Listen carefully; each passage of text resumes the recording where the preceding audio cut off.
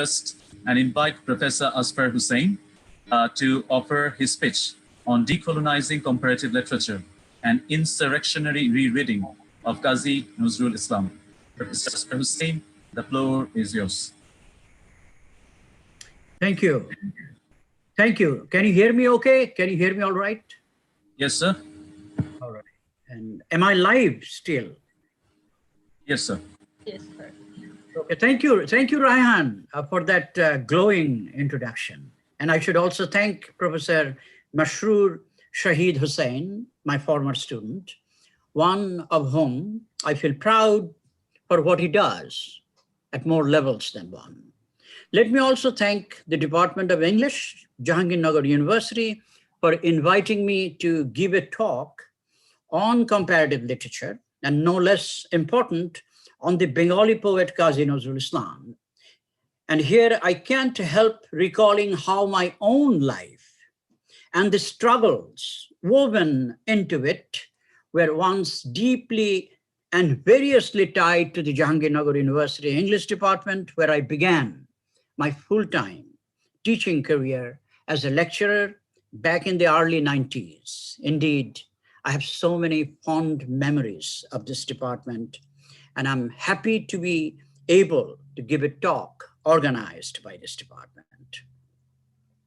So the title of my talk, as it has already been announced, is Decolonizing Comparative Literature and Insurrectionary Rereading of Kazi Nazrul Islam. In fact, it would not be inaccurate to say that both Masroor and I proposed to one another the topic announced in the title. And the topic, as you can sense, refers to a vast area characterized by a staggering, even bewildering range of conflictual, competing, and converging practices and positions.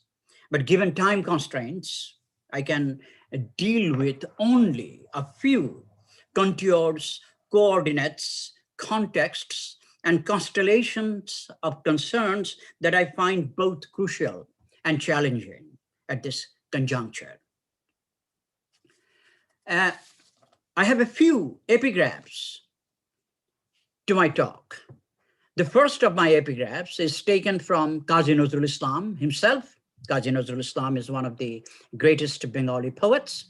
And he says, and I quote in my own English translation, "We have to aim at the production of the universal in literature without, of course, bypassing or losing our national and country's differentia specifica," unquote. The second epigraph is taken from the Kenyan novelist, theorist, activist, Ngugi wa Thiong'o. Ngugi wa Thiong'o's superb theoretical, exemplarily anti-colonial undertaking called Globalectics. As Ngugi puts it, I quote, "Like Baldwin, I believe in the liberation of literature from the straitjackets of nationalism. Hence, my use of the term globalectics. Globalectics combines the global and the dialectical, embracing wholeness, interconnectedness, equality of potentiality of parts, tension, and motion. It's a way of thinking and relating to the world, particularly in the era of globalism and globalization," unquote. My third and last epigraph is taken from the French philosopher Alain Badiou from his book called A Handbook of Inesthetics. Mark the title, A Handbook of Inesthetics, not aesthetics, in aesthetics, a landmark intervention in the domain of aesthetics. I quote Badiou here, "I don't have faith in comparative literature as practiced in the West, but I believe in the universality of great poems, even when they are presented in the almost invariably disastrous approximation that translation represents," unquote. So now that my epigraphs are shared with you, I think I would do well to make a few preliminary observations on the epistemological and ontological status of a field of study that back in the early 19th century first came to be known as comparative literature, a field that was declared dead and was resurrected almost cyclically in the course of time, a field that, of course, continues to remain with us at this coronavirus-ridden global conjuncture, given that the question of global interconnectedness is now being reposited with full force, not only by literary and cultural critics as such, but also by philosophers and scientists alike, a field that I find promising and even politically significant, ambitious, yet anxiogenic. Thus the question, what is comparative literature, keeps returning with a vengeance within the very horizon of its own critical practice and engagement. By the way, I should point out parenthetically here that as I keep speaking, I will keep the contexts of Bangladesh and Bengali literary criticism in mind, primarily, if not exclusively. Of course, a standard definition has already been advanced. I'm speaking of this definition of comparative literature. The standard definition has already been advanced. Comparative literature is about comparing literary texts produced in different languages. Mark this then, although it is called comparative literature, it is not literature in the sense of imagined creative writings as such, but it is the study of literature in comparative ways that can, of course, range widely and even wildly. I am with those comparatists who maintain that a comparatist move can be as varied as the moves one can make in a game of chess, for instance. In fact, what is called literary study, historically speaking, is constituted by the combination and collaboration of four distinct fields. Number one, literary theory, whose predecessor in Europe is poetics. Number two, literary criticism. Number three, literary history. And number four, comparative literature. Prior to examining certain definitional aspects of comparative literature, on a brief scale though, I too, in the manner of comparatists such as Cesar Dominguez, Juan Sossi, and Dario Villanueva, would like to call attention to a moment in a novel produced from the European metropolis, a novel called Small World, a novel in which the young Irish academic Percy McGarrigle tells us that his MA thesis, Ryan wrote his MA thesis, actually, I was on his committee. So his MA thesis, tells us that his MA thesis is, I quote, about the influence of T.S. Eliot on Shakespeare, unquote. Damn, the influence of the 20th century poet T.S. Eliot on the 16th century playwright William Shakespeare? Shouldn't we rather talk about the influence of Shakespeare on Eliot? Is it then, by any chance, that young scholars' lapsus lingui, a slip of the tongue?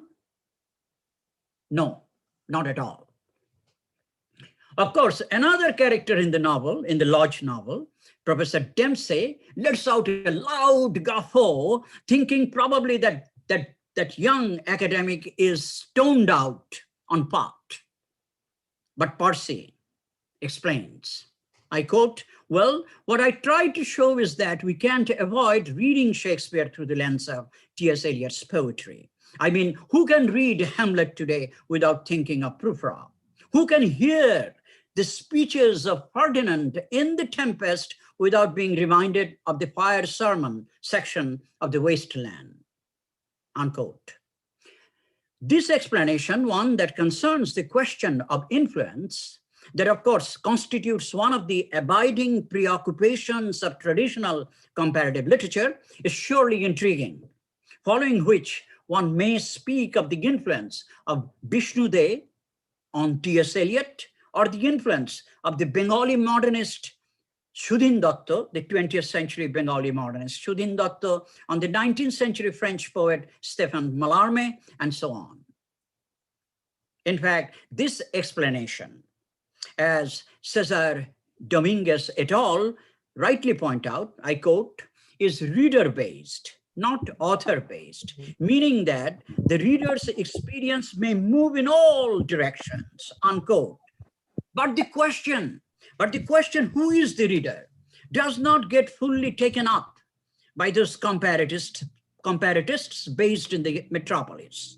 But I at least concur with their contention that connections are made by common readers themselves, and that when they make connections, they make comparisons even across language, time, space, cultures, arts, discourses. Indeed, as Dominguez et al. Further contend, I quote, by comparing, we build sense.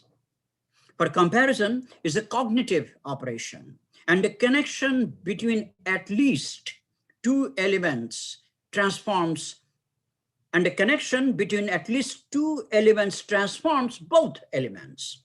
A literary comparison is therefore reading a work through other works and reading those other works through the work at hand, unquote. The suggestion here, I think, is this: it is all about making connections across languages, space, time, cultures, arts, discourses. As Ben Hutchinson, another comparatist based in the metropolis, puts it rather very liberally in his book on comparative literature as recently as 2018, I quote, "We are all, in fact, comparatists, constantly making connections across languages, cultures, and genres as we read. The question is whether we realize it." Elsewhere, I myself already argued that comparative literature itself, as we know it today, studies, examines, interrogates, or mobilizes at least seven types of interconnections in literary texts, such as international, interlinguistic, intertemporal, interspatial, intercultural, interartistic, and interdisciplinary connections.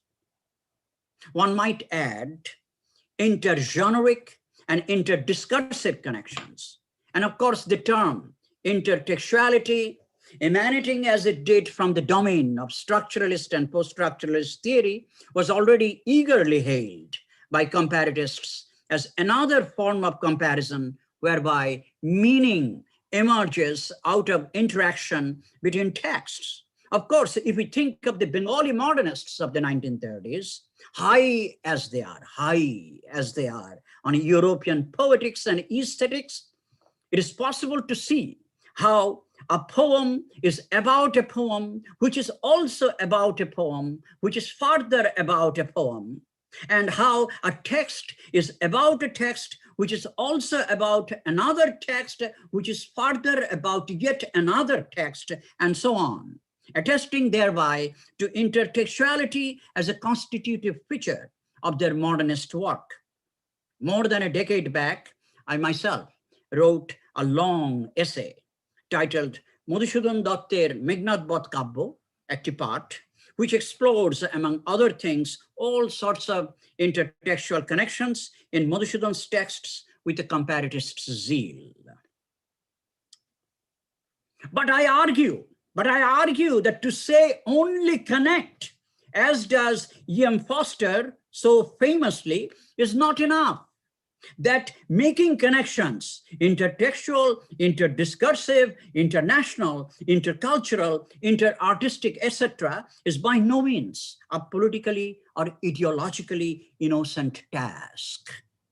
That connections themselves, let me emphasize this point, that connections themselves reveal and conceal and reveal production relations and power relations, unequal production relations and unequal power relations, if we care to pay critical attention to the global history of intercultural and interliterary exchanges, rather unequal exchanges in a world characterized by the constitutive contradictions, crisis, and barbarisms of such systems of exploitation and oppression as capitalism, imperialism, and colonialism, racism, and patriarchy, profoundly interconnected as they are. In this world, then, the question of the reader as such is not an innocent question either. It is a heavily political question involving the production and reproduction of the subject with a big S in history, or even, to use a bit of Heidegger's, a particular mode of being in the world. I would argue how the positing of the reader in much of even contemporary comparative literature, celebrating even multiculturalism and paying lip service to anti-colonialism and, within quotation marks, post-colonial theory in the metropolis, still ends up recentering the white European subject tied to the macrologics and micrologics of capital on the other side of the international division of labor. That being said, I will now turn briefly to some origin stories of the term comparative literature and to some of its definitional aspects. According to Harvard comparatist Jan Ziolkowski, the term comparative literature first appeared as a French expression in the year 1816. It was later adopted in other Romance languages such as Italian, Spanish, Portuguese, Romanian. But its first usage in English was by the 19th century poet critic Matthew Arnold, who used the plural form in the year 1848. In some account, the 19th century Danish critic Georg Brandes was born in 1842 and he died in 1927. So Georg Brandes is regarded as the father of comparative literature. The Romanian scholar Hugo Metzel was the chief editor of the first journal of comparative literature, and the Irish scholar Hutchison Macaulay Posnett was the author of probably the first book on comparative literature called Comparative Literature, published in 1886. In fact, they all are loosely referred to as the pioneers of the field of study called comparative literature. There are other accounts, of course. In an essay discussing the origins of the term, the famous Czech-American literary critic and comparatist René Wellek, famous for his work with Austin Warren called Theory of Literature. In fact, back in those days, when I was an undergrad in the English department of Dhaka University, we used to read René Wellek's Theory of Literature, with a great deal of zeal. And it's a work that was once widely acclaimed in Bangladesh. So this literary critic and comparatist, René Wellek, notes that the title, meaning comparative literature, was unused and unexplained, but he also shows how the term seems to have crept into use through the 1820s and 1830s in France. Wellek suggests that the German version of the term first appeared in a book by Moritz Carrière in 1854. Now, Susan Bassnett, in her famous 1993 book called Comparative Literature, sums up all the origin stories thus, and I quote, regardless of whether named individuals can be credited with having introduced the term into their own languages, it is clear that some concept of comparative literature, which involved a consideration of more than one literature, was in circulation in Europe in the early years of the 19th century, unquote. In other words, historically speaking, the field of study called comparative literature, institutionalized as it is in the metropolis, is decisively European in its origin and orientation. And it is not only European, but it has also remained Eurocentric in various guises, as has already been shown by a number of writers from Asia, Africa, and Latin America. Let's say from the Kenyan writer-theorist Ngugi wa Thiong'o to the Cuban poet-critic Roberto Fernandez Retamar, as well as by those who are called post-colonial theorists. By the way, I've never liked the term post-colonial though, but that's altogether a different issue. I don't want to get into this right now, but well, post-colonial theorists, particularly the trinity of post-colonial theorists such as Edward Said, Gayatri Spivak, and Homi Bhabha. In fact, Spivak wrote an entire book on the subject of comparative literature called Death of a Discipline in 2003, a book in which she declares the death of comparative literature as a discipline, the death of comparative literature as we know it, while offering the figure of what she calls a planetary conception of comparative literature that would conserve what she again calls the irreducible, I quote, the irreducible hybridity of all languages, unquote. Of course, the decline, if not the death, of comparative literature was already noted 10 years back by Susan Bassnett in her 1993 book called Comparative Literature that I mentioned earlier. But as evidence provided by recent works on comparative literature suggests, this field of literary study is neither in decline, nor is it dead by any means. To quote Ben Hutchinson, again, I quote, such obituaries of comparative literature have been proven emphatically wrong. Arguably, more than any other discipline in the humanities, comparative literature has experienced a surge of interest in recent years, driven by a strategic position between languages, literary criticism, and cultural studies, unquote. Now, one quick point relating to the question of discipline as a term here.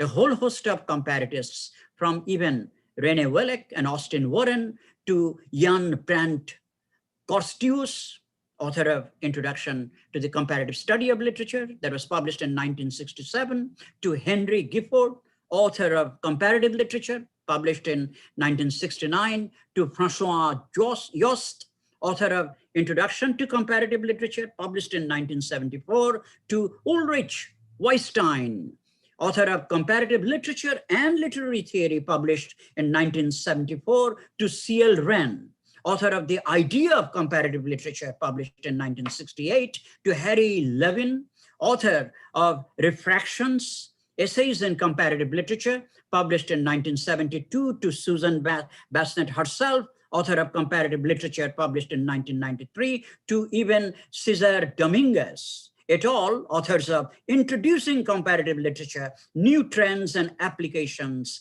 published in 2015, to Ben Hutchinson, author of Comparative Literature, a very short introduction published a couple of years back.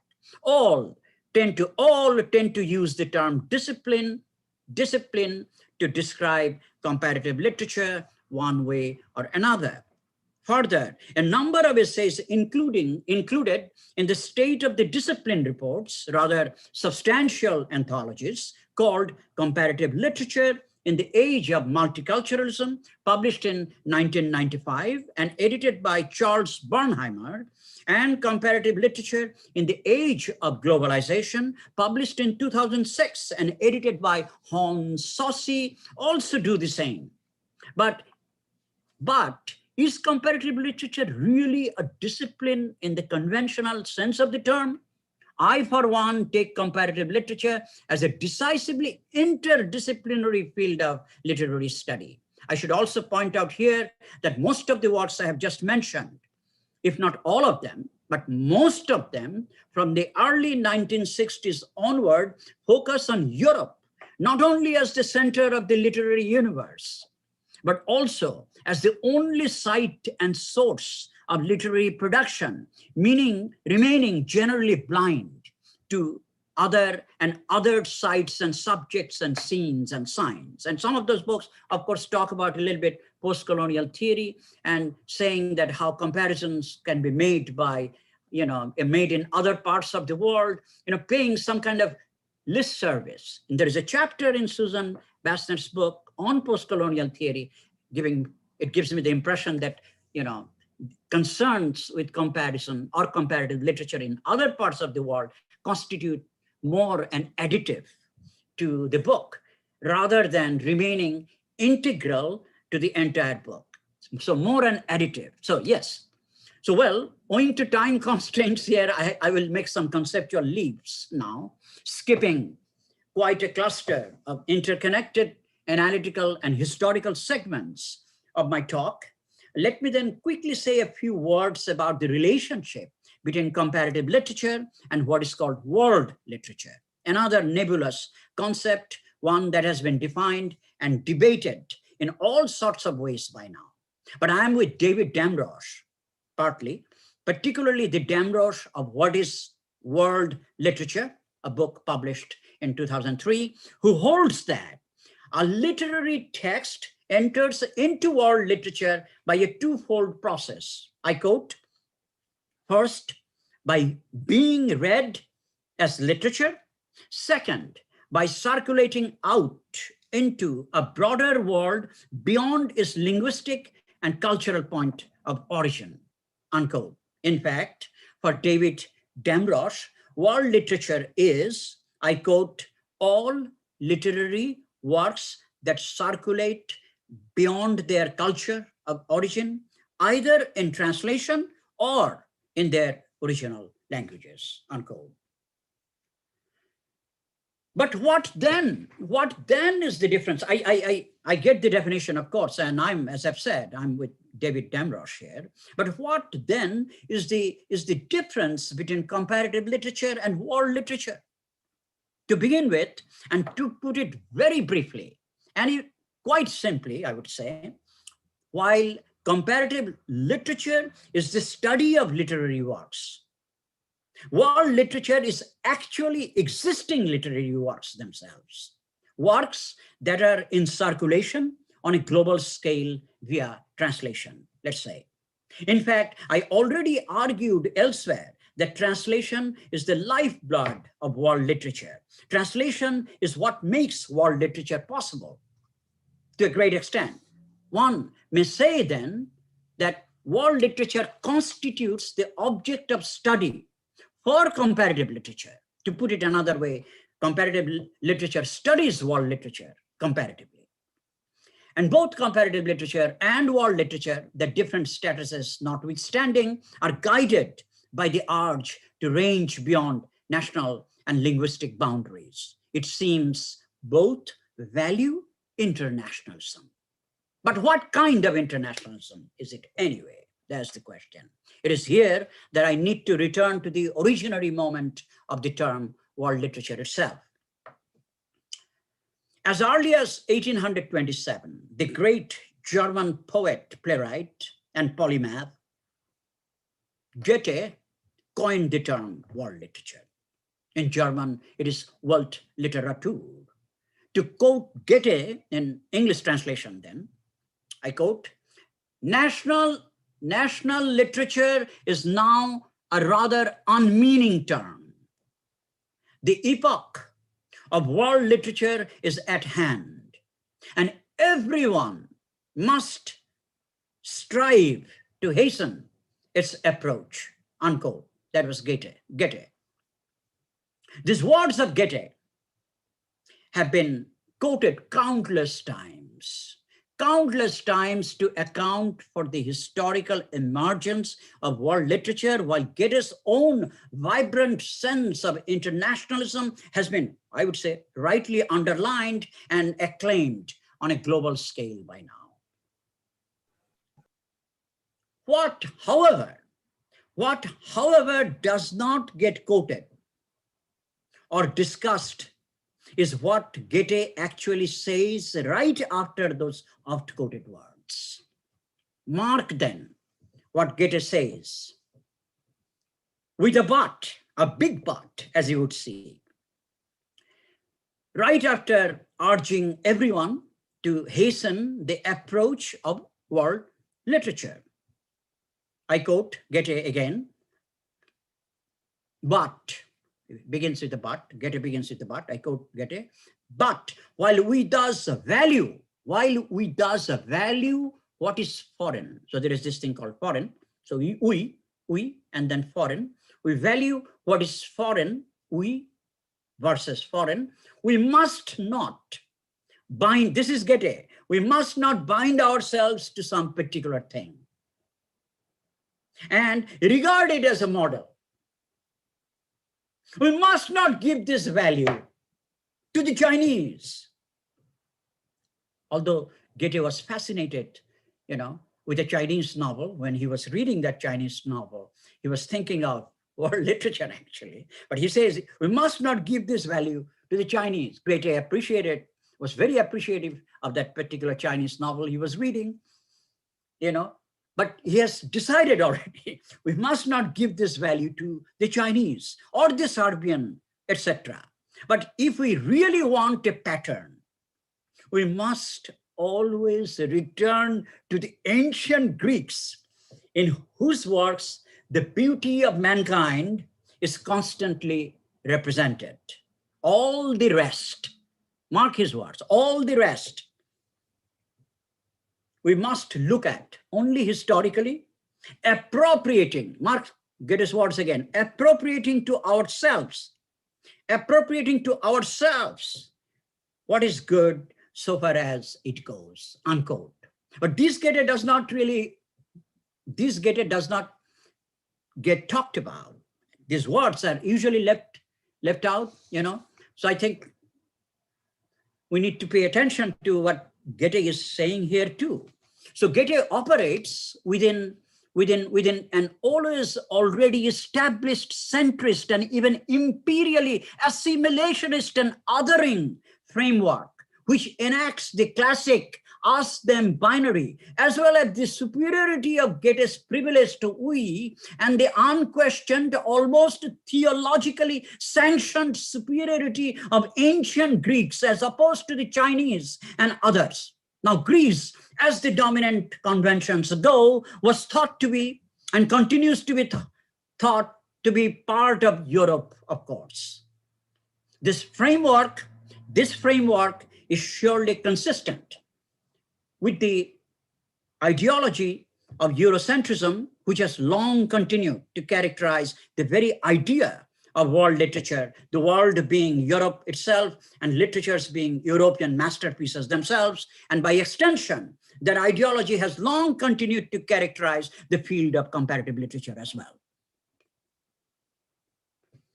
But of course, alternative, resistant, and even insurrectionary approaches to both what is called world literature and what has come to be called comparative literature already emanated from what the revolutionary Che Guevara called the tricontinent: Asia, Africa, and Latin America, approaches that called attention to unequal exchanges between Europe and third world peripheral formations. I can think of an entire constellation of philosophers and creative writers, from the Latin American philosopher Enrique Dussel to the African Ngugi wa Thiong'o, for instance. Our Rabindranath Tagore is by no means a revolutionary like his African-American contemporary, W.E.B. Du Bois. But even Tagore could see the violence of the centrality of Europe in his piece on world literature called Vishwa Sahitya. And Kazi Nazrul Islam, of course, is there in his essay called Bartaman Vishwa Sahitya, an essay that remains underread and neglected. And Kazi Nazrul Islam in this essay could clearly see the nature of the world in world literature itself. That world, of course, being Europe. That being said, now, keeping the context of Bangladesh in perspective, let me now turn to the next section of my talk, which has to do with the politics of comparison, among other things, and find a way to pose the question. to pose the question, is it possible? Is it possible to think of and to even mobilize an interrogative, interventionist, even insurrectionary comparative literature? So I'm now in another section of my talk, and Michel Foucault submits that there are only two forms of comparison: the comparison of measurement and the comparison of order, contending that the first form establishes relations of equality and inequality, of course, while the second one arranges differences. I ain't no Foucauldian, by the way. I ain't no Foucauldian. In fact, in my relatively old piece called Marx's Body, Marx's Ghosts, Foucault's Microphysics, and Derrida's Spectropoetics, I already advanced a critique of Michel Foucault's Microphysics of Power. But I agree with him when he speaks of the comparison of measurement and the comparison of order. As was already indicated, comparison itself cannot but be a contested force field of unequal production relations and power relations. We have seen how comparisons have inundated the field of Bengali literary criticism in all sorts of ways. For instance, Plato and Patanjali, Shakespeare and the indigenous Bengali form of theater called Jatra, Pound, and even Omar Khayyam, Eliot and Vishnu De, just to mention but a few, have been compared with high voltage zeal and enthusiasm. Of course, such comparisons look very exciting to some, but arguably they do not always do justice to the differentia specifica of sites, subjects, scenes, and signs characterized by those unequal production relations and power relations. Indeed, comparison is no neutral or innocuous practice. Comparison itself may mystify and even reinforce and reproduce asymmetrical power relations between different subjects and sites and scenes. To provide a quick example from the field of mainstream Bengali literary criticism, it is still customary to compare the revolutionary Bengali poet Kazi Nazrul Islam to Byron and Shelley, and to even, mark this, even Rudyard Kipling, as the comparatist Buddhadev Bose and his acolytes, among many others, so uncritically did, so as to be able to account for Nazrul's greatness, while of course directly or indirectly indicating that those canonical white literary figures continue to constitute the standards of yardstick, whereby the other can be evaluated, respected, or denigrated, or whatever, and that the West is the measure of all things literary and artistic. Unequal exchange here? Of course, yes. But it is important that we confront, challenge, even unsettle and dismantle the Eurocentric protocols of comparative literature. One may then look for alternative ways, other ways of doing even decolonizing comparative literature.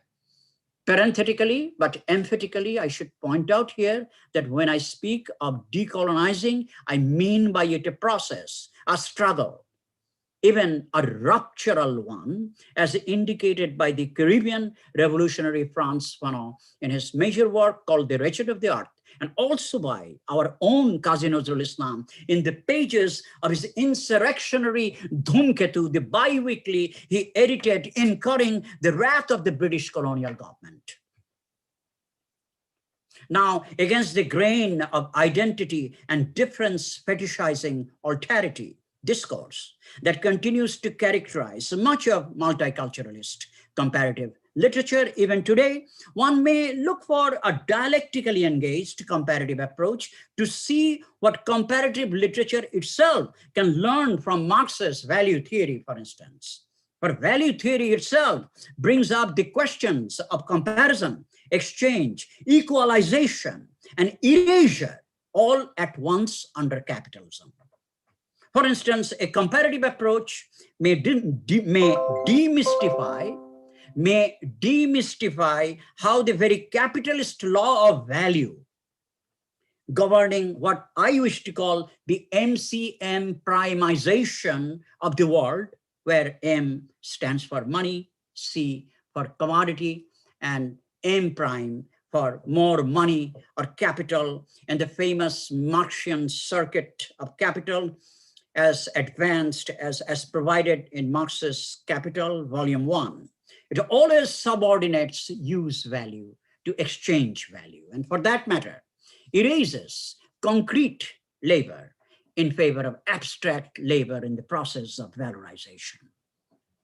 Thus, it erases differential particularisms and reifies abstractions that not only affect society at large, but also even one's mode of comparison as a literary and cultural practice, ideologically inflected as it is.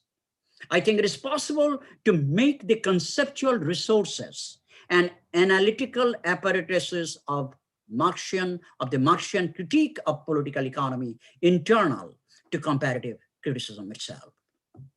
Of course, a comparative approach may call attention to both similarities and differences among writers and may make even revealing connections among them.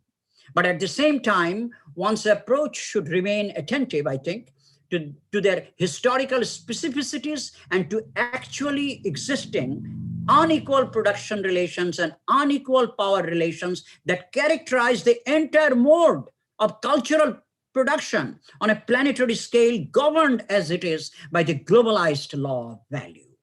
Thus, this approach may help us see how these very relations of production variously inform, inflect, structure, and texture creative works, as well as the ideological orientations of their authors. Further comparison may serve as a means to rendering visible already existing insurrectionary and anti-imperial solidarity among different anti-colonial socialist writers across the tricontinent. A whole host of creative figures ranging from the Caribbean poet activist Aimé Césaire to the Kenyan writer activist Ngugi wa Thiong'o accentuated the need for such solidarity on more occasions than one, as did Kazi Nazrul Islam himself. Now, already 53 minutes. Now, let me turn to Kazi Nazrul Islam. I'll skip a few other things here, and let me turn to Kazi Nazrul Islam, for that matter, to the concluding section of my talk. So history bristles with paradoxes and ironies. One such irony is that Kazi Nazrul Islam is our national poet. For our national ruling classes and their allies have long come to stand in for almost everything, every system of oppression. Nazrul himself continued to confront, challenge, and combat capitalism, colonialism, communalism, racism, and patriarchy. But to reread Nazrul today is to reassert the three distinctly pronounced principles of our own unfinished national liberation movement of 1971, and by extension, our own unfinished decolonization movement: equality, justice, and dignity. These principles, I argue, already deeply informed Nazrul's entire work. But Nazrul is more than a didactic poet of principles. He's one of the major Bengali poets, and as I already pointed out, one of the greatest revolutionary poets in the world. I cannot help recalling two conversations surrounding Nazrul's work in places outside Bangladesh. And again, and this is a comparative interest. In 2017, I met a group of Black communists in Havana, Cuba. Our conversation traversed a wide range of issues. I brought up Nazrul at one point. I shared with them his poems, both explosively political and intimately lyrical. Their immediate response registered their solidarity. Nazrul is our poet, a Cuban poet as well. Nazrul is a Cuban poet as well, unquote. I also had the chance to discuss Nazrul with the great African writer, activist Ngugi wa Thiong'o in Pullman, Washington, back in 2005. Ngugi's question-tagged remark was, I quote, "So you are talking about a Kenyan poet here, Azfar?" Unquote. Nazrul as a Kenyan poet. That Nazrul might sound like a Cuban poet and a Kenyan poet at the same time cannot be reduced to a matter of mere well-meaning solidarity or appropriation. Nazrul was not familiar with either Cuban or Kenyan poetry. But the fact that his lines continue to resonate with other revolutionaries from the Third World instructively points to the very character and content of Nazrul's own work. Such work underlines his internationalism and universalism. I should qualify, within quotation marks, a universalism from below. Unquote, to use the Caribbean Marxist C.L.R. James's phrase, universalism from below.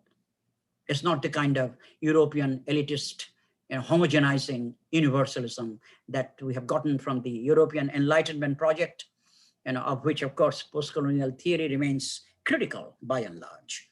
But Nazrul is the only major Bengali poet to have come from the rural proletariat, one who can also effortlessly relate to the oppressed of the world. In his famous poem, Coolies and Laborers, just to take one example, Nazrul characteristically raises this question.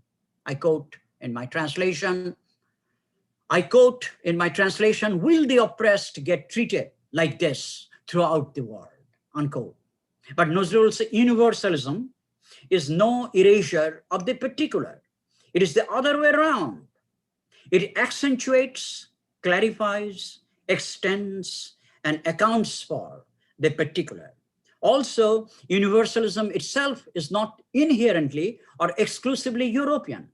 It has long remained in indigenous, Islamic, and revolutionary traditions in different parts of Asia, Africa, and Latin America. It's not for nothing that the major Native American novelist Leslie Marmon Silko eagerly endorses Marx's articulation of a revolutionary universalism in her novel called Almanac of the Dead, in the tradition of which I argue one can surely place our Kazi Nazrul Islam himself. To see the point, one only need look at the 1925 collection of Nazrul's poems tellingly titled Shammavadi, the communist, that is to say, not to mention his powerful and beautiful rendition of the song International in Bengali.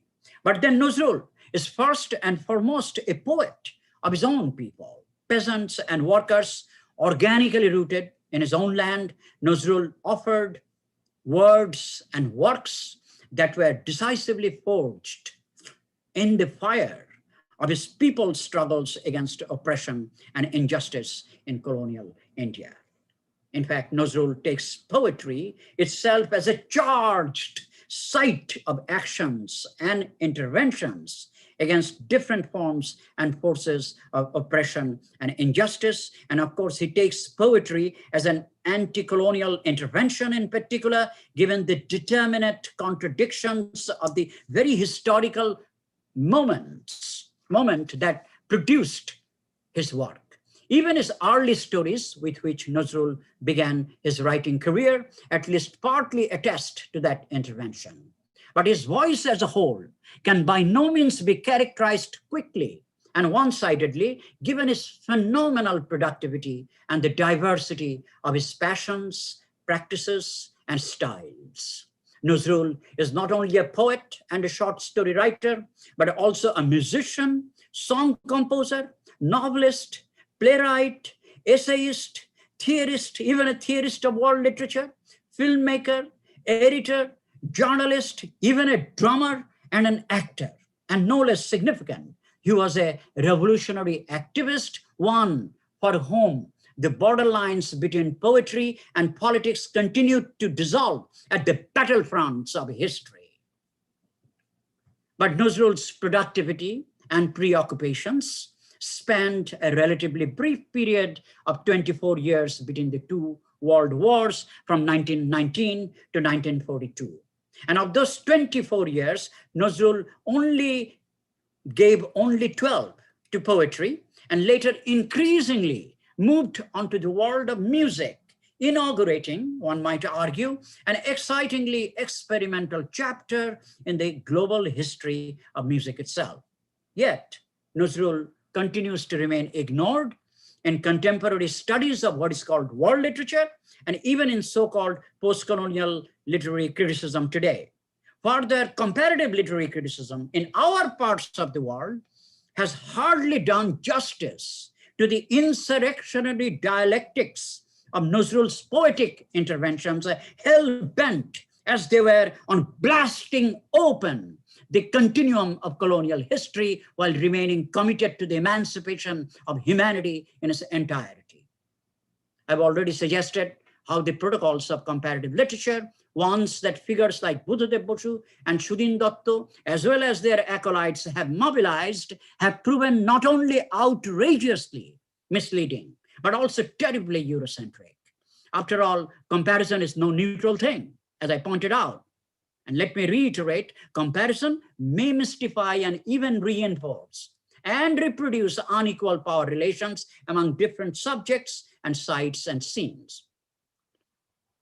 I talked about how Nazrul gets routinely compared to Byron and Shelley and Walt Whitman. I also made the point how the West continues to be taken as the measure of all things literary and artistic. But that doesn't mean that we cannot compare Nazrul. That doesn't mean that we should just abandon comparative literature per se, something that has been made historically available to us. So if one has to make connections between Nazrul and other poets,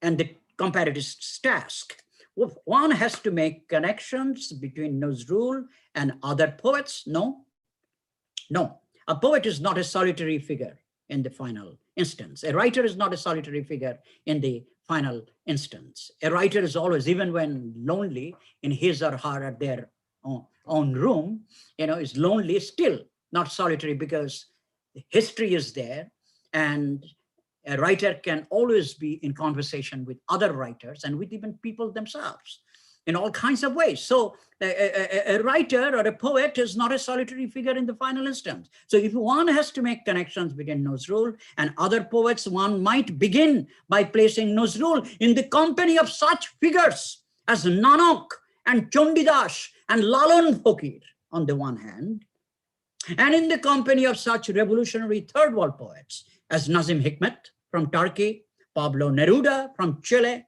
Aimé Césaire from Martinique, Julia de Burgos from Puerto Rico, Faiz Ahmed Faiz from Pakistan, Roque Dalton from El Salvador, Otto Rene Castillo from Guatemala, Kim Chi-ha from Korea, Mahmoud Darwish from Palestine, Jose Maria Sison from the Philippines, for instance, just to name a few, of course.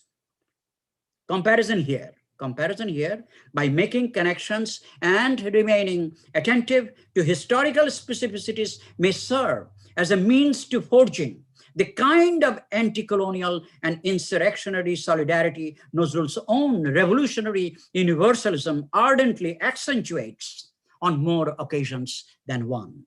I guess, had Che Guevara known Nazrul's volcanic poem, Bidrohi, the rebel, Che would have probably kept it in his pocket all the time, as he did keep there his favorite Neruda poems and other poems. Now, I will just offer a very quick reading. I want to return to Nazrul's most famous poem called Bidrohi to advance, to make a few points. I take Bidrohi as a revolutionary signifying intervention on behalf of the toiling masses in particular.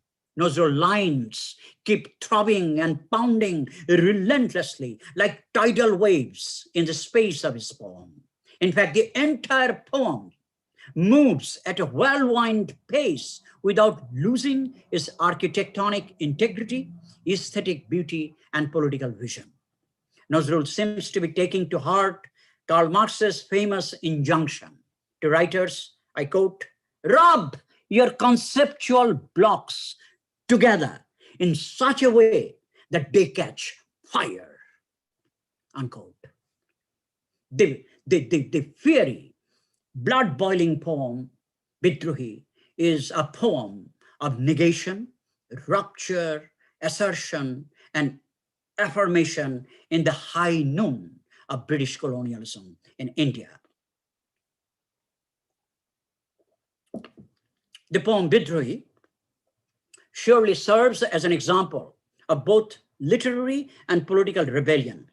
Nazrul unsettles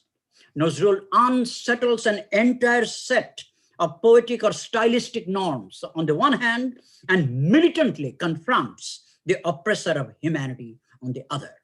I cannot but submit that one hardly finds a work in Bangla literature that formally and politically anticipates Bidruhi, in particular, a poem that combines in unprecedented ways a variety of metrical patterns and lexical resources.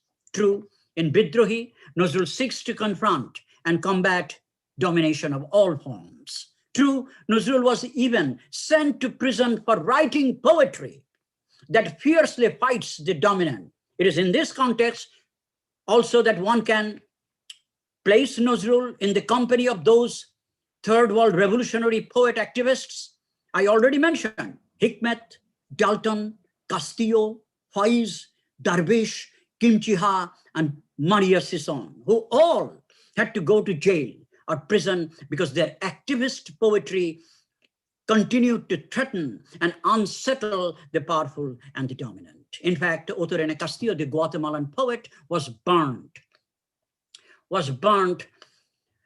alive, Otto Rene Castillo, because of his uncompromising voice, because of his voice that threatened the national ruling classes. He was burnt alive in Guatemala.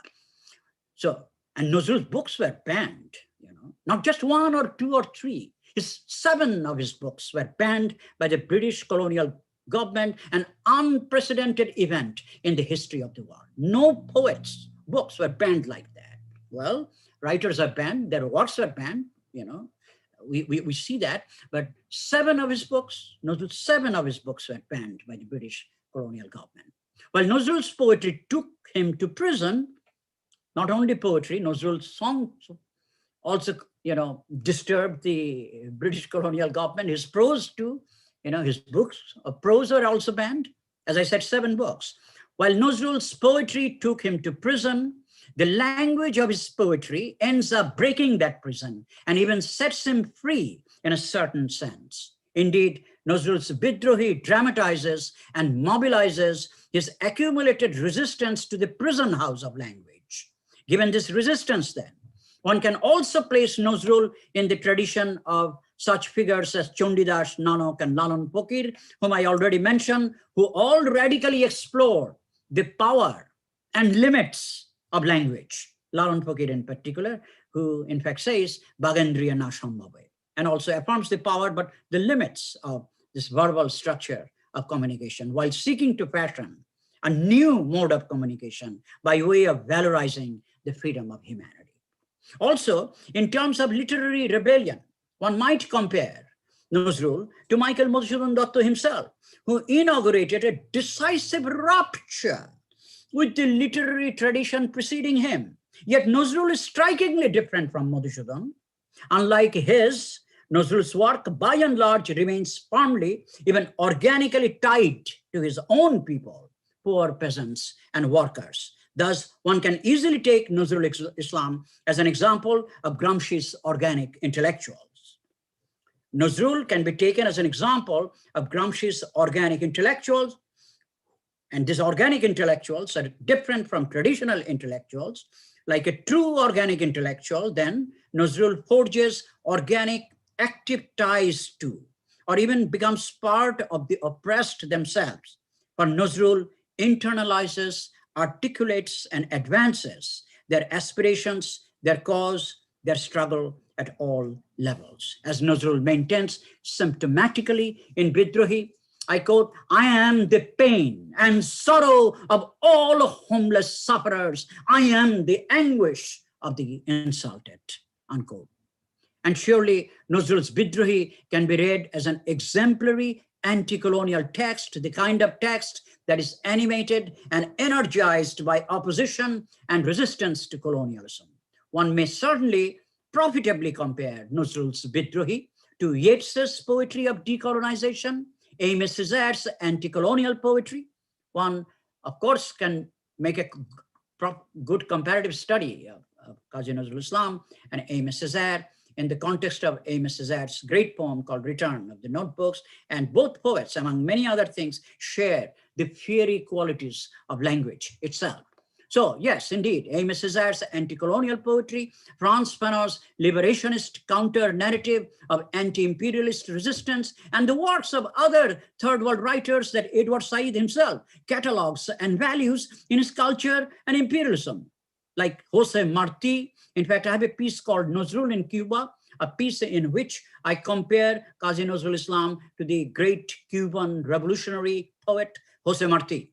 And Jose Marti, and Edward Said mentions Jose Marti, Jose Carlos Mariátegui, the Peruvian Marxist who's called the Gramsci of Latin America, and W.E.B. Du Bois. I mentioned W.E.B. Du Bois, the African-American writer, activist, W.E.B. Du Bois, and Amilcar Cabral, the great African revolutionary, Marxist revolutionary, in fact, among others. In fact, in his Culture and Imperialism, Said theorizes the very culture of opposition and resistance at some length and maintains, and I quote Said here, "One of the first tasks of the culture of resistance was to reclaim, rename, and re-inhabit the land, and with that came a whole set of further assertions, recoveries, and identifications, all of them quite literally grounded on this poetically projected base," unquote.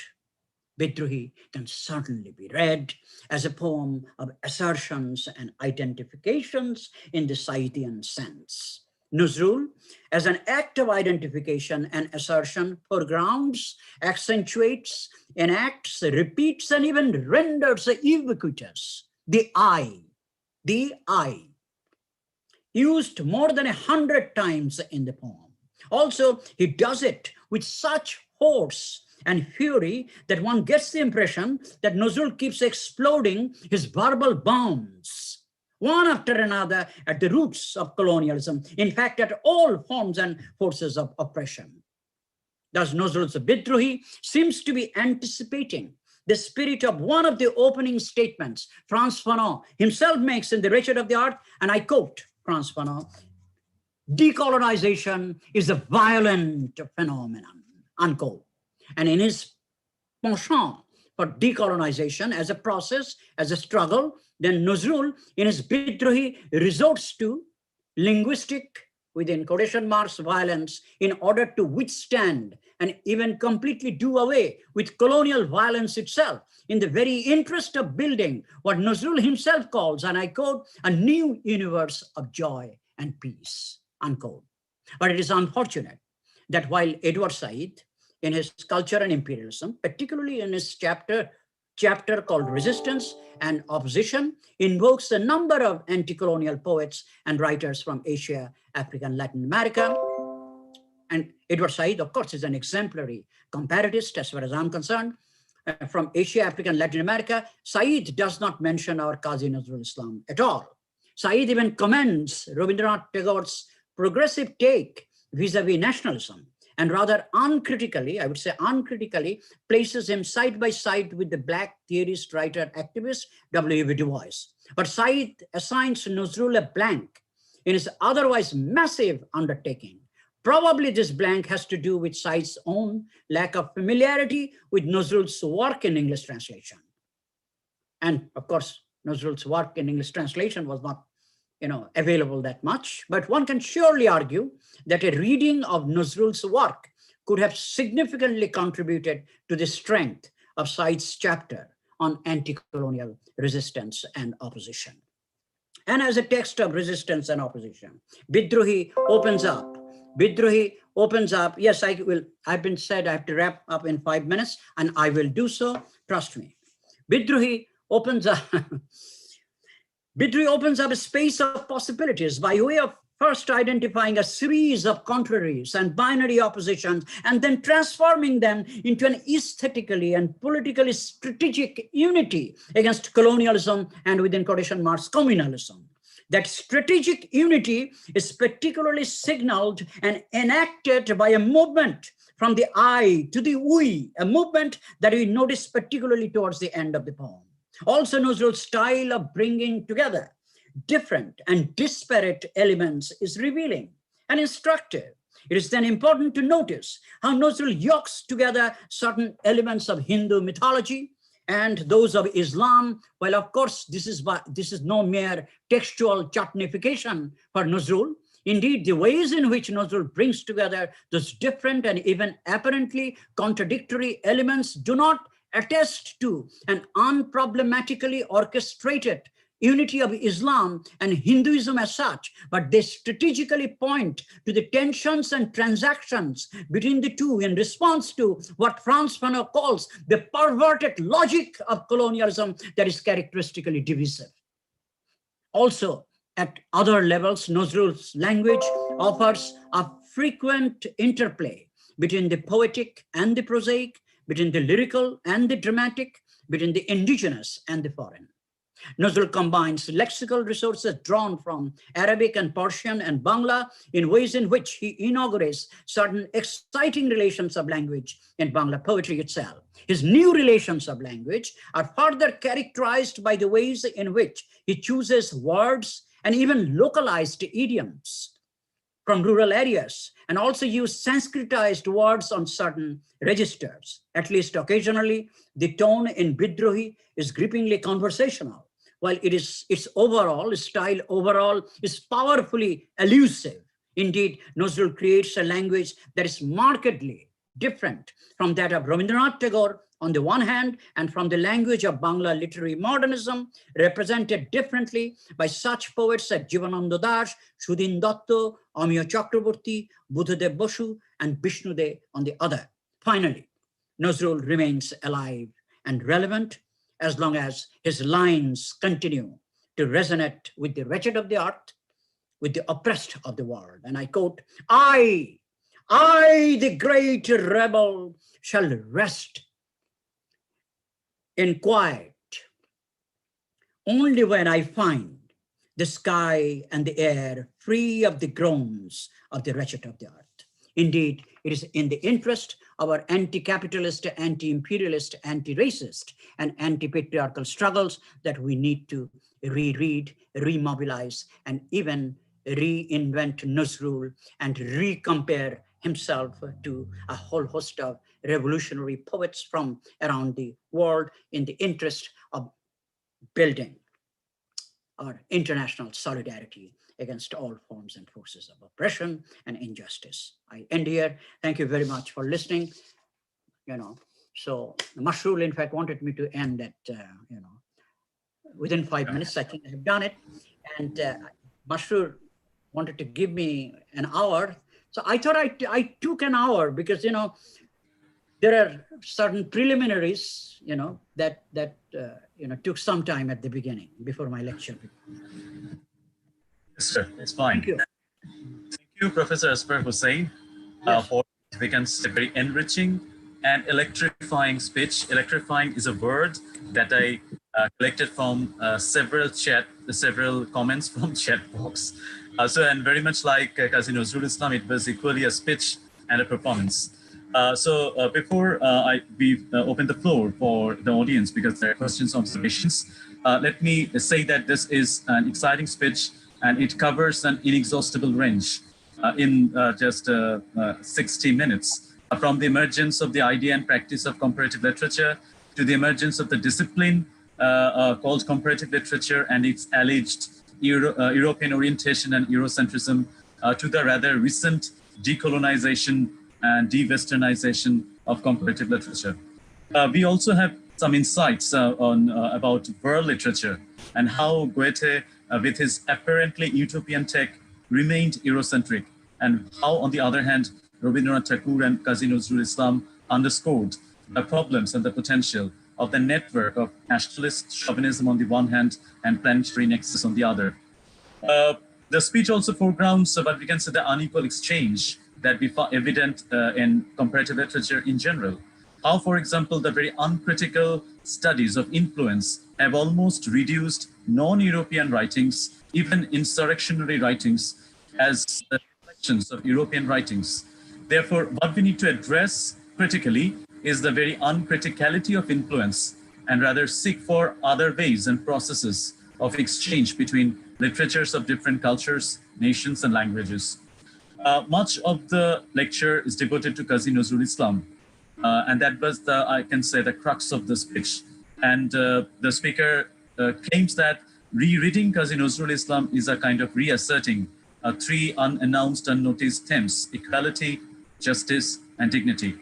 While we notice that the common focus in comparative literature is on the way the European and American writers influence Nazrul, there has been little or almost no focus on the ways Nazrul has been received and appreciated in the world, how he was not noted and how he was noted. For example, how a Bangla-speaking poet has become a kind of Cuban poet or a Kenyan poet. So this universalism from the law, as well as his insurrectionary dialectics that we find evident in Nazrul Islam, this suggests a kind of planetary nexus, a kind of global nexus that our national poet, Kazi Nazrul Islam, commands. So thank you, Professor Azfar Hussain, for this exciting speech. Now we would like to open the floor for the audience. We have had several questions. Well, we can take in chat box, and we can take those questions first. There is a question from Sajjad Zahid, and his question is this: that we may notice some common universalism in Kazi Nazrul Islam Bidrohi and M.E. Sajjad's notebooks. So is there any chance that Sajjad came across Nazrul because Sajjad Zahid opined that since many Indians were transported to the Caribbean, so was there any chance that Sajjad came across? Will you take the question separately or together? I'll take the question. First of all, I myself, in fact, elsewhere, did some comparative study, not really a sustained one though, of Kazi Nazrul Islam and A.M. Sajjad. Edward Said himself noted the power and noted the anti-colonial potential, anti-colonial content and character of A.M. Sajjad's poem, Returns of this notebook, the notebook poem as it is called. The return poem. Of course, but those who were transported to the Caribbean didn't have that kind of cultural resource, didn't have that kind of linguistic resource whereby they could render Nazrul available to others in the Caribbean. So I don't think that A.M. Sajjad came across Nazrul's oeuvre, or Nazrul's some of his poems, one or two. No, not at all. Unfortunately, that didn't happen. Well, I'll put it that way. Yes. Probably the focus of this speech is that even if there is no connection, but of course, there is every scope and opportunity for comparing. Because this is important actually. And in fact, Masroor and I were talking about this, that, one of the traditional concerns, as you know, of comparative literature is tracing, is influence. Comparative literature studies influences in different ways, in all kinds of ways, sure. But comparative literature cannot be, the task of a comparatist cannot be reduced to only influence study. It's more than that. Even when conscious influences aren't there, one can certainly make connections between poets, between writers, across, times, across spaces, across languages, and so on and so forth. So I for one think that one can certainly make connections between A.M.S. Césaire and Kazi Nazrul Islam. But as I've already pointed out, making connections itself is not a politically innocent task. Why are you making connections? Sometimes by making connections, we actually end up creating some kind of hierarchy between this and that. So we need to be mindful of that. And also, of course, the question is crucial here. Why are we making connections? To what effect? Only for personal pleasure, only for the consumption of only for the pleasure of the text, as the post-structuralists would say. So that's the question, a question that I wanted to raise, in fact, in my talk, So yeah, so making connections is an important political activity. Yes, there's a question related to it that is the objective. Why we do comparison? This question is from from Shafiqul Islam. He asked, how do you look at literature from Bangladesh in relation to world literature? And is there any other way through which we can make comparison of writers from Bangladesh with European writers, except through power relations of production? That is probably the thrust is that do we have to address power relations and productions when we compare Bangladeshi literature and European literatures? Now, here is the question. As far as again, the question is this. Actually, traditionally, we do translations. Of course, I mean, we have made some works. Let me talk about, the availability of, let's say, Bangla literary works from Bangladesh. The availability of these works in the metropolis, for instance, in the United States or in Europe. Its availability is not anything remarkable. It's not that the English departments are really engaging Bengali literary productions by any means. Even today, despite post-colonial theory, despite multiculturalism, even today, only Rabindranath Tagore is invoked. Rabindranath Tagore's name is mentioned, and a couple of others here and there on the margin. So it's lip service. Mainly lip service is paid to the Bengali authors who are available in English translation. And that itself is, to begin with, is a kind of problem, sure. And the thing is that we also have this colonial mindset. We're always thinking, that, well, if we can make our, works available in English translation, we'll have this cliche, we'll have our place in the map of world literature. Oh my God, we'll be on that map and so on and so forth. Really, what are you really trying to achieve? We need to be more critical, vis-a-vis this kind of, approach, this kind of even mindset, well, we make available and you are great. And so there is that problem, something that I have talked about, to an extent, I would say, in my own talk. So I for one, in fact, of course, underscore the importance of translating Bengali works, literary texts into English and into other languages to the extent that it can be done. And it's a struggle. It's a continuous struggle, a struggle whose consequences cannot be immediately fixed and frozen in time and space. Okay. From Ahmed Hassan Zaman. Say Ahmed Hassan Zaman is here. Bill, you can just ask the question rather than I read it. So, Ahmed Hassan Zaman.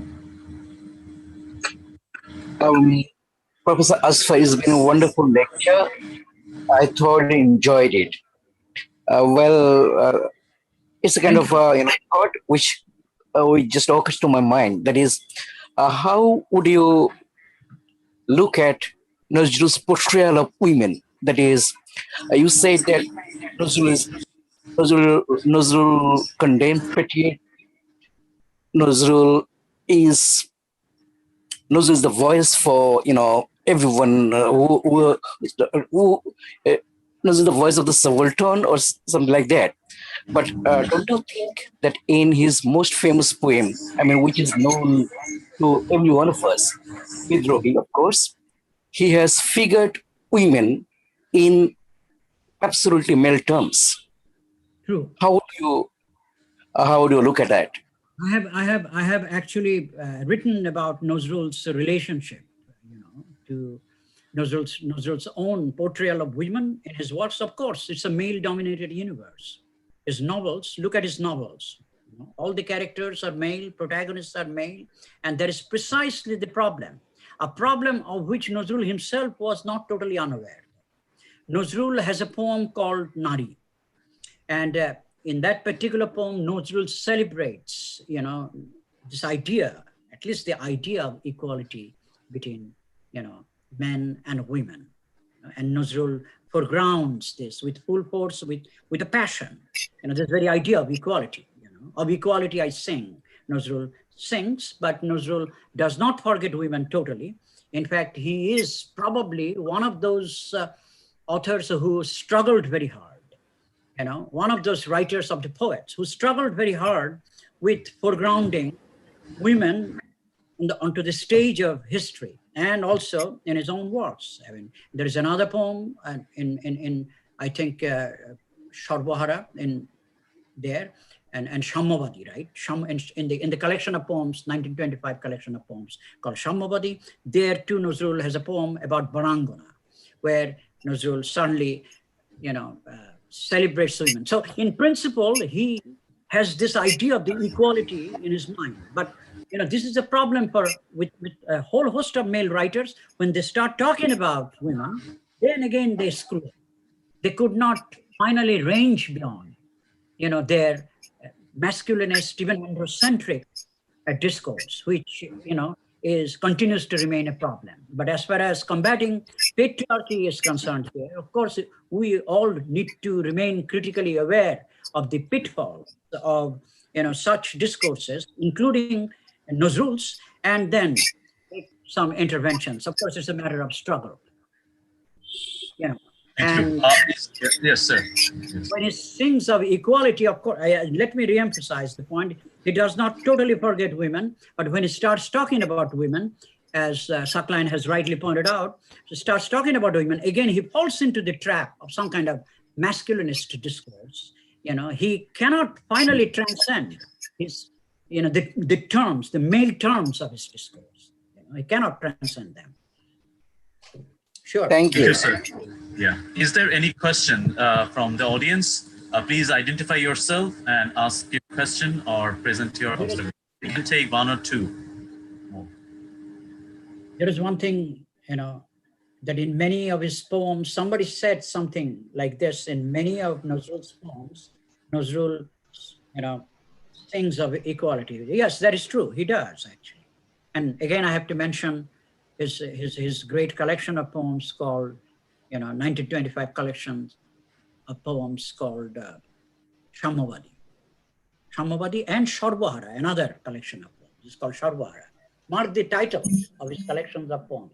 Shammavadi, communist, Sharbahara, let's say the proletariat, or it's not always a, this very appropriate translation, but approximation.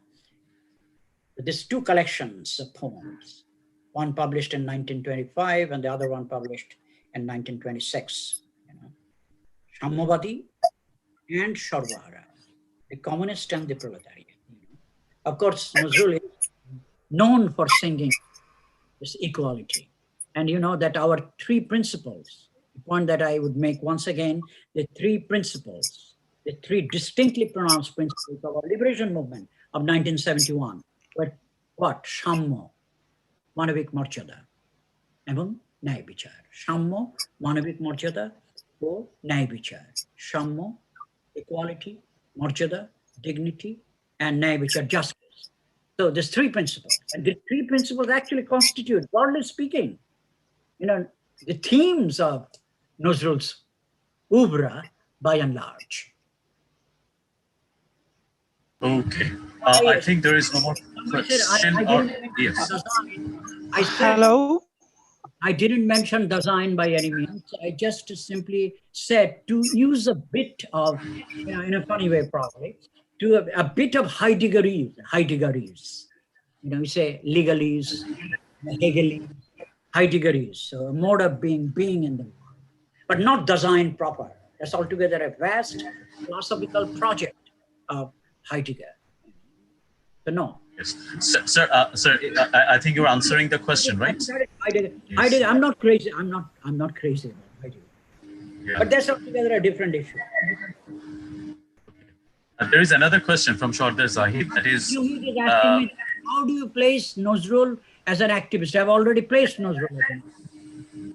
I've already placed my whole deliberate, my whole talk, in fact, revolves around this idea. His poem itself is an example of his own activism. Bidroi itself is an activist poem, among other things.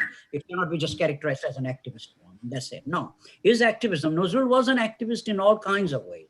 And he was an activist in the traditional sense of the term too, because he was, in fact, once part of the political party. He wanted to establish one political party, for instance, and he was dreaming, along with his comrade Muzaffar Ahmed, of establishing a real revolutionary communist party in India back in the 1920s. Yes, so he did that. In fact, he addressed communal gatherings, many community gatherings. He addressed people's gatherings, crowds, with his songs.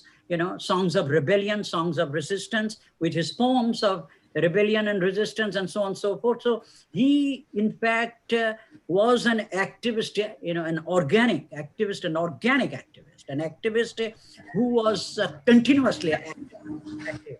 He was active to the extent that he could in different forms. There were questions from Shorter Zahid. Yes. Traditional ones. And, this is very interesting, contemporary mainstream Nazrul criticism tries to dissociate Nazrul from, the left tradition, from his commitment, actually, to, I would say, even building a world which will be free, equal, and a world characterized by equality and no exploitation, indeed. So there are those attempts, and in fact, those attempts don't do justice to the actual content of Nazrul's work. To celebrate Nazrul is to also celebrate, everything that everything that goes against what is happening in Bangladesh too. I mean, at the level of ruling classes. Yes, we can take one more question. It is Tanmay Mujumdar who raised hand. So Tanmay Mujumdar, are you there? Would you like to ask anything or make any comment? Okay, what is... Who is? Yes, Tanmay, are you there? Yes, sir. Thank you. Yourself? Yeah. Am I audible? Yes, sir. Yes. I'm Tanmay Mujumdar from Joshua University of Science and Technology. Sir, I would like to ask you that you said influence study cannot be the only scope in comparative literature. Sir, I'm really agreed to you. But it is well known that it has been the very base of comparative literature from the very beginning. So in this 21st century,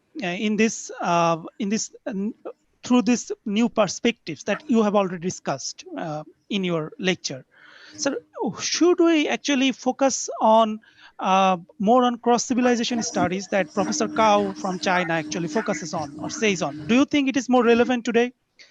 I'm not sure if it is more relevant than before or so. Cross-civilizational, the word civilization itself is a contested word. Whose civilization is it anyway? And what do you really mean by civilization? Where does this word civilization come from? Civilization, civilized. It is a heavily European inflected term, of course, and we use it in all kinds of ways. And why should it be only cross-civilizational? Not. Of course, all kinds of comparisons can be made, all kinds of connections. But I will not go for this kind of cross-civilizational study, because it raises a number of questions about the very status of civilization. Whose civilization is it anyway? And, probably we would do well to get rid of this word civilization altogether. So yes, there is another enthusiast. Yes. I'm not sure. I mean, maybe there are apologists. There are apologists for that kind of study, cross-civilizational study. Like there is this course called World Civilization. What does that mean? And it's in the metropolis, courses on world civilization get uncritically taught by a number of, white professors, I've seen this, never raising this question about the status of, never raising the question even about the term. Okay, not only the term, but the epistemological status of their course. So all they do is just look at some great, pasts, and make connections among the pasts and, show similarities between, let's say, some Greek mythological stories and Indian mythological stories, make connections, and that's it. Okay. So we can take kinds of connections have been made already. Yeah. Yes. So if you allow, we will take one last question. He has raised hand for a long time, Abdul Olinto, and with which we will close our questions session. Yes, Olinto, in brief. So am I audible? Yes.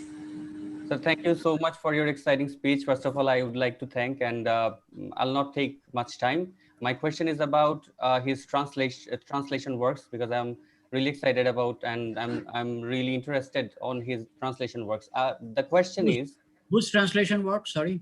Nazrul's translation works. We know that I have written, actually, this is an interesting area. Actually, I have written about Nazrul being an excellent translator, a first-rate translator.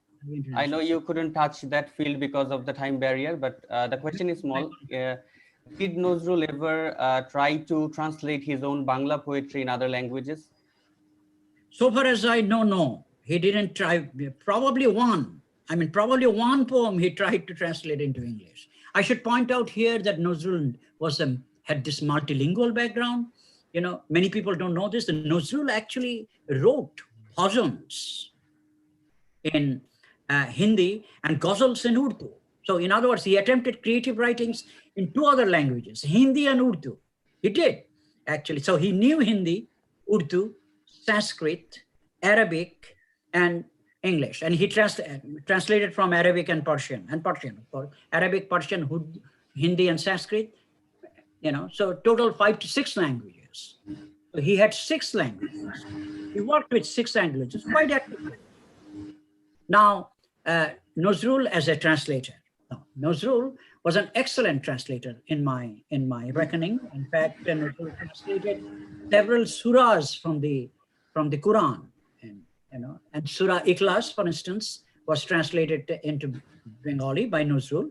And when I read, I know Surah Ikhlas, and I can compare the Arabic text, to Nazrul's own Bengali. Marvelous translation. It's a marvelous translation. Even, it's very risky to translate, for instance, surahs from the Quran, but Nazrul did. Nazrul did a wonderful job. 33 surahs he translated into Bengali.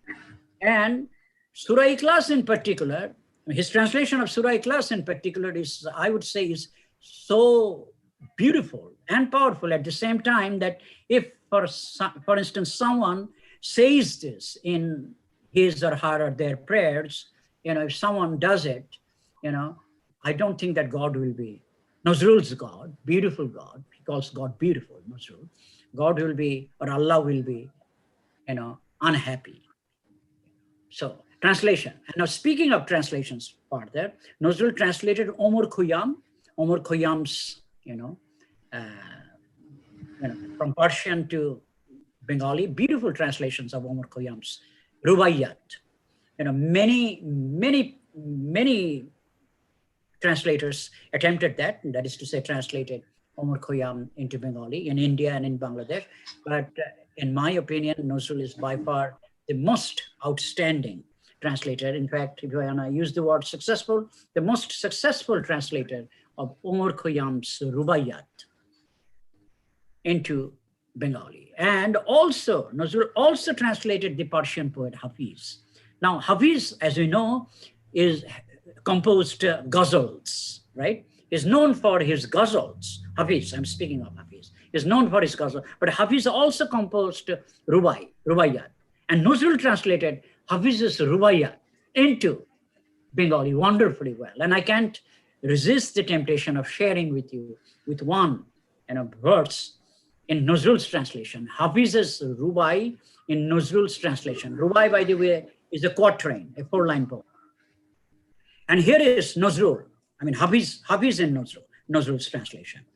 বুক হতে তার পিরহান খোলে শ্যামাঙ্গী ওই তন্নি যখন ঠিক উপমা পাইনি খুঁজে সে মাধুরী দেখায় কেমন এমনি তরল রূপক তাহার বুকের তলে হৃদয় দেখায় পুকুর তলে সুডৌল নুড়ি যেমন। That's Nazrul translating Hafiz into Bengali. Fantastic translator, but not much work has been done on Nazrul's works of translation. And I have plans to write more about, I've written some about Nazrul's translation, but have, and Nazrul translated, by the way, the song International into Bengali. And I must say that I haven't come across any Bengali translation of this communist anthem, International. Jago, Jago, Janagone, that very International. I haven't come across any translation of the International that can match up to the beauty and simplicity and power of Nazrul's translation. So there is that. Thank you, sir. There were many questions and observations, but of course, due to lack of time, we can carry on with this discussion. Yes. Because as a comparatist, as a practicing comparatist, I'm practicing. As a practicing comparatist, I think I should also call attention to Nazrul's use of Arabic and Persian meters in Bengali poetry. I would go to the extent of, asserting that Nazrul inaugurated an exciting chapter, even a revolutionary chapter, in the history of metrical experiments in Bengali literature. In fact, Nazrul used, very deftly, very dexterously, and even naturally used such Arabic and Persian meters as Mutakarib, Muddarik, Hazaz, Razaz, and Mashakil, to cite one example very quickly. He has a poem called Dodul Dul, my favorite poem, actually. I got the impression, when I first read it, I got the impression that Nazrul already anticipated what is called rap today. He was a rapper before rap was born. And he used there, in that particular poem, Dodul Dul, used this Arabic meter called Mutakarib. Dodul Dul, Dodul Dul, Dodul Dul, Dodul Dul, Shabuj Deshe, Bahar Aveshe, Finge Kul, Dodul Dul, Dodul Dul. It goes on like this, And so that's an example of Nazrul's, metrical total force, if you will. Nazrul could use, meters from even Arabic and Persian literatures. And Nazrul's connections with Arabic and Persian literature have not been also sufficiently explored, I would say also. Nazrul connections with Arabic and Persian literatures have not been sufficiently explored. Like Bidruhi, when I think of Bidruhi, I also think of the Urdu poet Faiz Ahmed Faiz. Faiz Ahmed Faiz, in fact, seem to reproduce Nazrul's Bidruhi in a short poem called Speak, Bol. Speak, Bolo, Bolo Veer. Speak. That's the imperative that Faiz Ahmed Faiz, in fact, foregrounds with full force in the space of a short poem, a poem that is immediately, for me, has always been reminiscent of Nazrul's Bidruhi. There are other, Loshkor has a question I see now. Now I'm looking at now, for the first time, at the list of questions here, written questions, comments. No, so yeah, that should be the last. Bangladesh English Department. Bangladesh English Department. I, for one, many may not agree with me. I, for one, think that in the English department, in fact, it might prove useful. Let me put it this way: it might prove useful to teach comparative literature from tricontinental perspectives, because we are doing post-colonial theory, fine. And I, for one, have observed, not only just me, others have observed, that even when post-colonial theory gets taught and studied, much of its anti-colonial, content gets lost. It has been domesticated, and de-radicalized and depoliticized, in the English department. I'm not that crazy about post-colonial theory, though. Raihan knows this very well.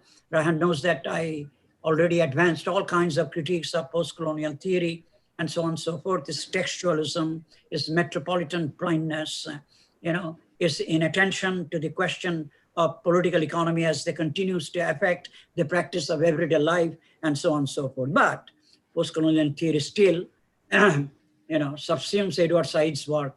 But Edward Said, in fact, one of his interviews said, post-colonial theory, oh my God. Edward Said said this when he was alive. Post-colonial theory, oh my God. Well, I'm not part of it. So he wanted to distance himself from post-colonial theory at one point, Edward Said himself, So anyways, so what I'm saying here is this, that in the English departments, in fact, we can certainly teach, comparative literature with more, critical, we can teach critical comparative literature, if you will, the kind of comparative literature that would, in fact, enable us to make connections between our own literary productions and literary productions from outside Bangladesh, Europe, and Latin America, Asia, Africa, right? Not just Europe, but the thing is that there isn't much reflection, critical reflection on, our own, in our own internalized Eurocentrism. Our own internalized colonial values. We still are so, caught up in this canonical tradition. I'm not against this canonical tradition, no. Of course, not against in the sense that we gotta read. I don't want anyone to reject Europe uncritically, and that will be absolutely foolish. Why should we uncritically reject Europe? We should not uncritically accept Europe either. That's my position. My position is this, that we cannot uncritically celebrate everything that comes from the West. We cannot. We need to have this critical engagement. In fact, that's absolutely necessary. We need to have this critical engagement with what we receive or consume sometimes from the West. We cannot passively consume things that come from the poet. We cannot passively consume even Byron. Why should you read Byron? We should raise this question. Why should we read Byron? Yes, of course, Byron can be taught. No problem. But at the same time, with this question, why should we study Byron? And if we do study Byron, what are we going to do? How are we going to relate Byron to our contemporary conjuncture and to our own literary productions and so on and so forth? Unless we have this kind of perspective, this kind of approach, I argue, and I think, one may not agree with me, I think the study of English literature becomes just an elitist, abstracted exercise. Sir, I regret that we have to somehow close the discussion because of a time limit. It may, we have just 5 or 6 more minutes for this session. Yes, there are many more questions, and there. I think we know that any kind of online or any such interaction is a kind of beginning. So we will be carrying on with you and with ourselves. And thank you very much, Professor Azfar Hussain. There were questions, and that we can take later, and our discussion will carry on somewhere else in future. So for now, we have to somehow wrap it up because somehow this online interaction will stop in 5 minutes. So yes, let me now take our session to its formal closure. That is, I would like to thank Professor Azfar Hussain for giving time, not only to offer a speech, but an equally exciting question session. And that is also kind of 40-minute long. So thank you for giving time. I would like also to thank the Department of English, the chair, the teachers, and the staff of the department. I would like to thank the members of the seminar committee, particularly Dr. Raihan Sharif and Kazi Ashrafuddin, who was operated some days back, but who took all this hassle of doing the online formalities. So thank you. And also Shahriar Ashrafuntu for designing that flyer. And of course, thanks to the audience who have been with us for a long time and made this session so vibrant. I mean, add vibrancy to an already vibrant and exciting speech and questions session. So thank you all. And we know that we will be carrying on with this project. That is, in the next Sunday, we will have another speech, hopefully from another American scholar, and that will be more technical, a professional kind of thing, that is studying at our study career in North America. And in this way, we will be carrying on. So thanks again, Professor Azfar Hussain, and hopefully we will be meeting you and hearing you in this series of webinars of ours later, sometime, someday. Thank you, sir. And thank you, the audience, for bearing with us. Thank you and see you. Let's reach each other. Let's. Can I make Yes, sir. one quick observation? Sure, sir. Thank you. Thank you all. And I thank the English department actually for, again, inviting me to, give this talk. And I also thank everyone in the audience, in fact, and thank those who have raised questions. And I'm sorry that I couldn't probably do justice to the entire range of questions raised here, given time constraints. But if Masroor arranges another session, the second part of this comparative literature, which will in fact be exclusively devoted to some of these questions raised here, I would be happy to do it. And also, I probably couldn't, also go at some length given time constraints. So forgive me for that. But it was. Oh, that's fine. I mean, that we will be looking for. Thank you, sir, for that words about the future, and we will be hopefully meeting some soon in future. Thank you, everyone. And with this, let us close this exciting session on decolonizing comparative literature. We will keep meeting and reaching each other. Thank you very much.